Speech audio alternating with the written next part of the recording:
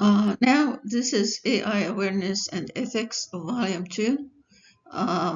As we discussed in Volume 1 about the AI definition and attributes and who gave it that name, who coined the term AI. Now, with this volume, we're going to talk more about the history of AI, some of the timeline that went through going back to Alan Turing's time until now, all the new AI inventions that we have seen so far. And then after that, we're going to talk about the stages. So I mentioned earlier about two concepts that really came as part of the AI, and those concepts are machine learning and neural network. So we'll get more details about these two concepts, but for the time being, we try to give you a picture of why some people or scientists feel right now that the technology is taking a turn. It's not exactly what we were hoping for. It's taken a turn where it could harm humans. So someone like Jeffrey Hinton, he used to work for Google. He started sometimes like 2002, but he left Google after 20 years, 2023. And the reason that he left Google is because he wanted to be free and be able to warn the world about where the AI is going. And this is a person who is considered the godfather of AI. So when someone like that, and with all this achievement he did, and the huge impact he did it for in the area of technology, and he's the one who's warning the world about AI. Just to give you an idea about who is Jeffrey Hinton, I would say that he's like the same level, I would say, like, Bill Gates, but Bill Gates built business. Jeffrey is more like a technologist and a futurist. And he actually received the 2018 Turing Award, which is referred to it as the Nobel Prize of Computing. So when someone like him go on TV or media and start talking about, where this technology is going, we pay attention. So here in 2023, Hinton left his position at Google so that he could talk about the dangers of AI, noting a part of him even regret his life work. So when we hear statement like that, we need to pay attention to it.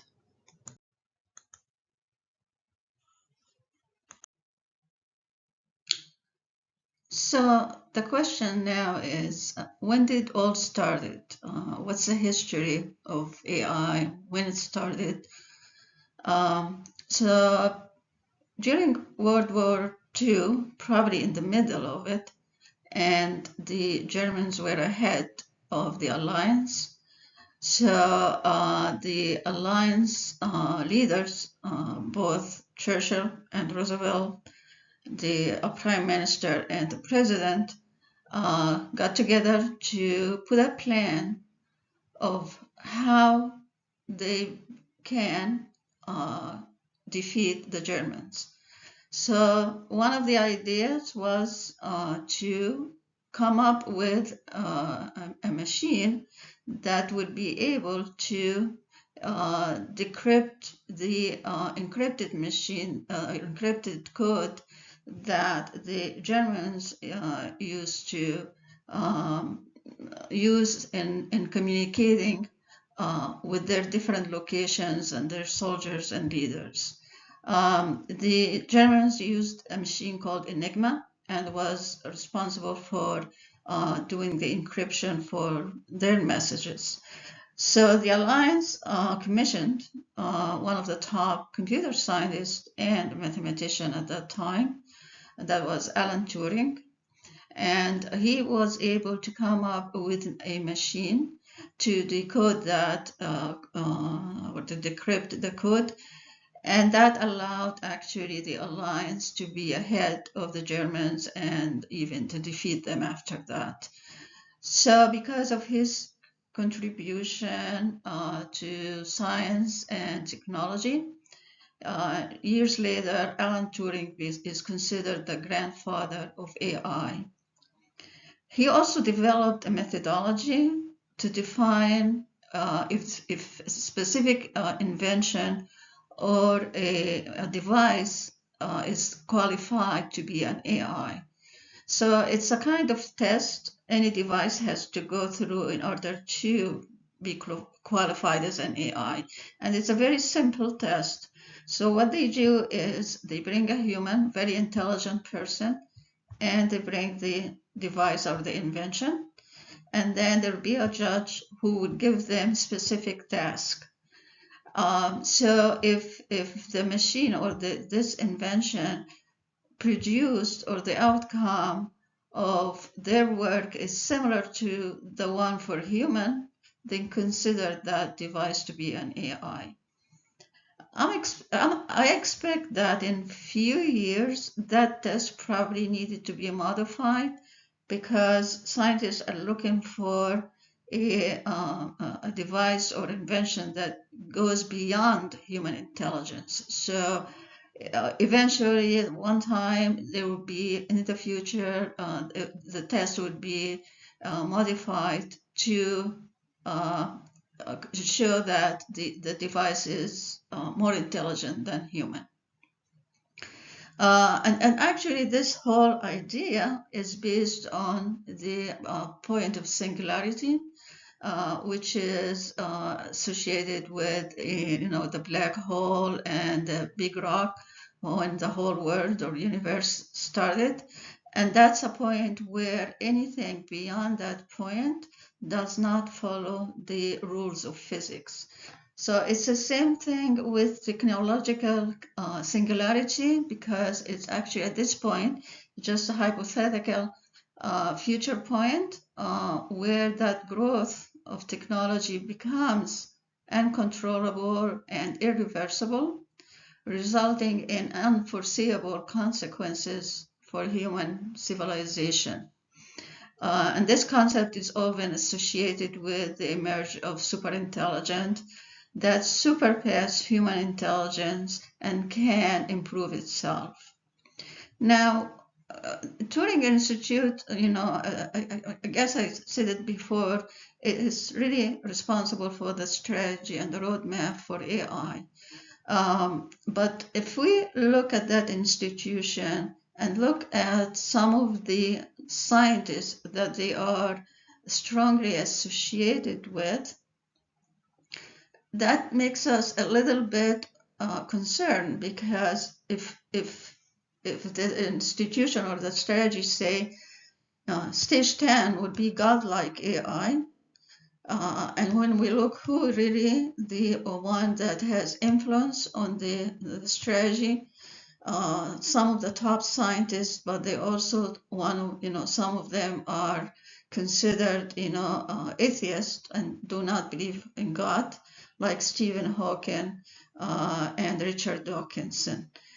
Both of them are atheists, but both of them had huge influence on the institution.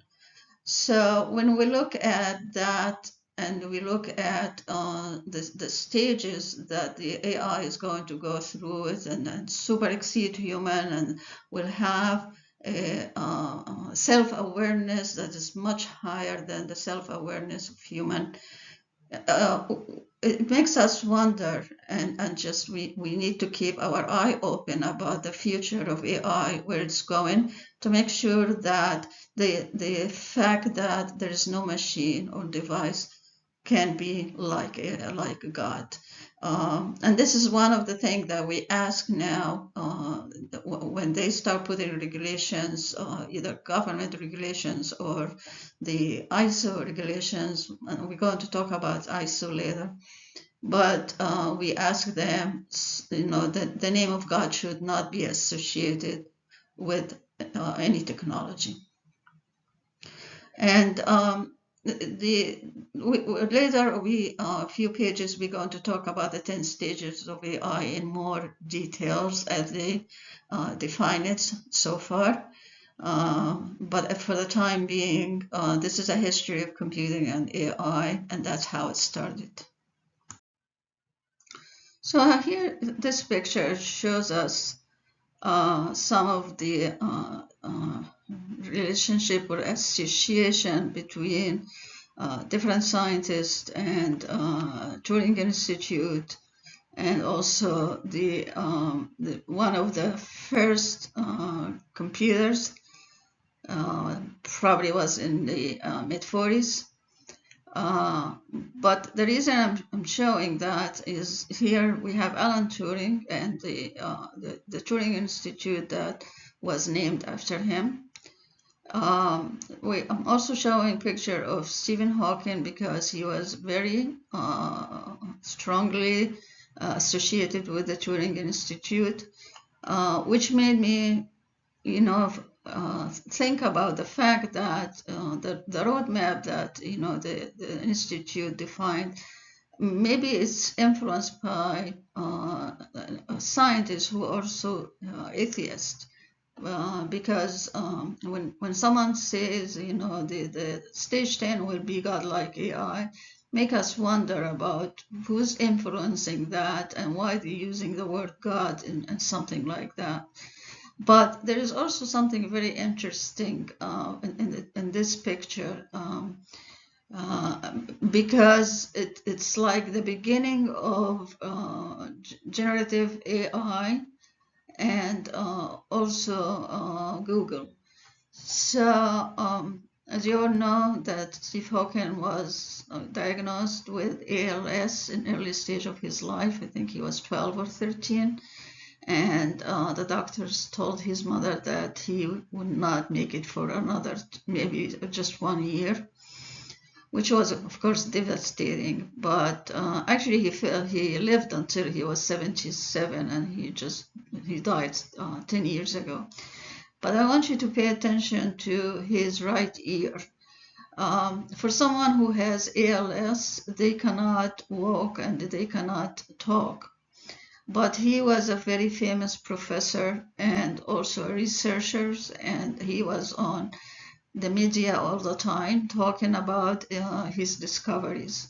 So the way he was able to communicate with the rest of the world was they put something like a hook on his ear, and this hook has sensors. So when he's trying to say something, the sensor will sense or detect his cheek movement.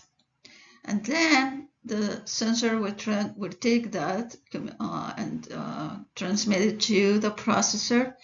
So the processor will going to show him multiple statements started with what they thought he was trying to say. So if he's trying to say, I want, so the processor or the machine would come up with multiple choices here and says, I want to eat, or I want to drink, or I want to sleep. So, and from that, he had like a hook in his hand where he can move the pointer on the screen to the statement that he wanted to say. And then after that, after he clicks on it, a voice synthesizer will speak exactly what he was trying to say. And that was his way of communicating with everybody else, even his students in the university. And as I said, this is actually the beginning of generative AI, where it develops text, and also the same way with Google. So I think if we look at that, it seems like maybe this is a beginning of AI. In front of us now is the timeline for the AI development history. And as you can see, it goes all the way to 1950. That's when Alan Turing test if a machine tricks human into thinking it's a human, then it has intelligence. And then 1956, that's when John McCarthy introduced the term artificial intelligence. Then in 1964, there is a chatbot capable of holding conversations with humans. 1997, and we can see the gap between 1964 and 1997. There wasn't much in the area of AI, but then it picked up in 1997 and moved very aggressively. So 1997, a chess-playing computer, Deep Blue, defeats the chess champion from Russia. 1999, Sony launches the first robot, Pet Dog, whose personality and skills develop over time. Then 2002, that's the first mass-produced robotic vacuum cleaner. I think a lot of us heard about it or even used it at home. In 2011, Apple integrates into iPhone Siri intelligent virtual assistants. 2011, question answering computer Watson won the first place on TV show Jeopardy, which means that the IBM machine Watson super exceeded human intelligence and won the first prize. In 2014, Amazon launches Alexa. In 2020, the GPT tool for automated conversation is introduced. And then 2022, when GPT is available to public testing. And then we know after that came ChatGPT 3 and 4.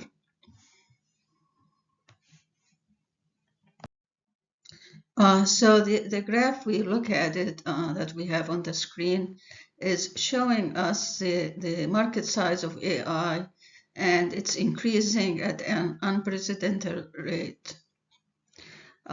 So if you look at 2025, it's about $500 million spent on AI development and training. So by 2030, we have about $2 trillion will be spent on AI development and training. Now, the good news is a month ago, or a few weeks ago, when the president visited the Gulf countries, such as Saudi Arabia and Qatar and Emirates, he signed an agreement with the Saudis to build the first data center for AI in Saudi Arabia. As we know, the reason that the AI is very expensive as we develop here in the United States, it's because the amount of energy that the AI tools needed in order to train a machine or develop in a new application for AI. But the fact that they are going to build a data center in Saudi Arabia where the energy is more affordable, so we're hoping that the price or the cost of AI will not increase the way we see it here in the graph, which will help a lot in expediting maybe the movement of AI. So one of the sectors that the AI have been used maybe faster than the other sectors is the AI in healthcare. And there are so many applications that they use the AI. For instance, they use the AI to read MRI, CAT scan, mammogram, because the computer has better vision than the human vision. It's also used in the doctor's office to help the doctor diagnose any kind of illness and propose some kind of treatment, because while the doctor is examining the patient, and he enters the data into the machine or computer. So the computer can really look for similar situations that happened in the past and what was the treatment, and be able to help the doctor to narrow down the treatment for the specific illness. So that's one way of using the AI in healthcare. They're also looking at something which I consider it, very impressive. But what they're trying to do is they try to simulate the progress of timing so they can be able to predict if the chemotherapy or radiation will have a positive impact on the patient and will help him to cure the cancer. So it's really been used in healthcare to help humanity, and the kind of things we're seeing so far is very impressive. It's also used in manufacturing because it can help, or actually it can do the maintenance. The machines go through maintenance weekly or monthly or yearly. So an AI, because this is a repetitive job, an AI handles that. And also they can help in enhancing efficiency in manufacturing any kind of products. They can improve on the time and the quality. It's also used in transportation for in traffic management and in logistics. With logistics, there's certain rules and regulations that go through when they transport specific products such as drugs and medicine from one place to another, and they have to follow these rules and regulations. So the AI can perform that kind of task. Also, it can be used in education. Actually, it is used now in education because it can do the grading for the students, so the teachers don't have to go through that, and also can help in tutoring the students. The student can hear the video about a specific problem. It's either physics or math or language or any topic, and can listen to it many times, and the AI can give the student practice questions to practice for tests. In finance, which I think is a great place to use the AI, because right now the AI actually replaced many of the financial consultants, where he or she can look at the stock market and predict what the future for different stocks. He can look at the portfolio for the clients and try to, match different kind of investment between bonds and stocks and mutual funds based on the client's age and tolerance for risk. So also it's used when somebody apply for line of credits. The computer or the AI can help in defining the risk for that specific client and see if he can be qualified for the loan. It's also used in retail and e-commerce, and in many places where I think sometimes when we go to the mall or Target, you see robots there, and they can help giving you the price for a specific product. Customer service, I think I mentioned a situation where I was calling Verizon, and the first thing it came is a message from them saying that many of our customer service functions are replaced by AI. Cybersecurity, I think it's a great. We use AI because this is an area that we definitely needed to be very strong, and we cannot allow for any kind of mistake. But the AI could be residing on the web server or the proxy server that goes after the firewall and be able to detect any malware, detect any kind of intrusion and stop it and do risk mitigation. So to make the environment for this business more secure. So it's, we see a lot of potential for AI. These are just small ones, but every day we hear about new products in different sectors that will help in making our lives much better, and we have some kind of